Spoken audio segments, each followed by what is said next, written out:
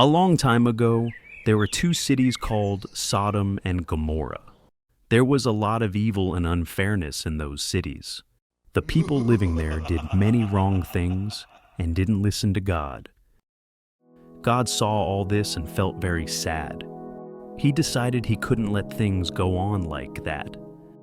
But there was one good man named Lot who lived in Sodom with his family.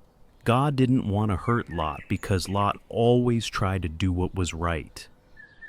So God sent two angels, disguised as men, to Sodom. The angels arrived in the city at sunset. They found Lot sitting at the city gate. Lot invited the men to stay at his house. At first, the angels said no, but Lot insisted so much that they finally agreed. Lot didn't know they were angels, but he wanted to keep them safe in the city.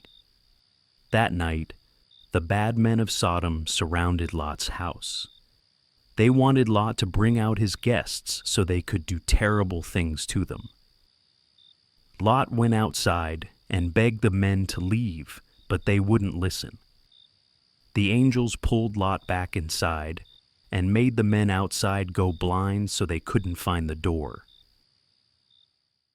Then the angels said to Lot, "Leave this place with your family, because God is going to destroy this city."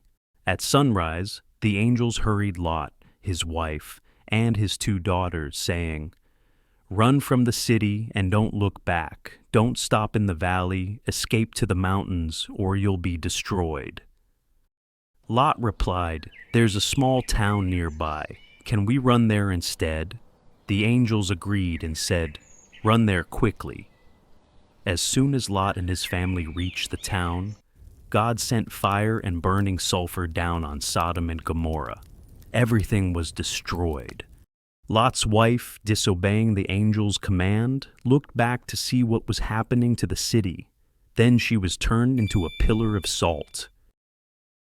Sodom and Gomorrah were completely destroyed. Smoke rose from the land like smoke from a big fire. After that, Lot and his daughters ran to the mountains. They were saved because they obeyed God and followed his instructions. This story teaches us how important it is to listen to God. When we follow his guidance, he protects us and leads us to safety. We should always trust God and do what is right, even when it's hard.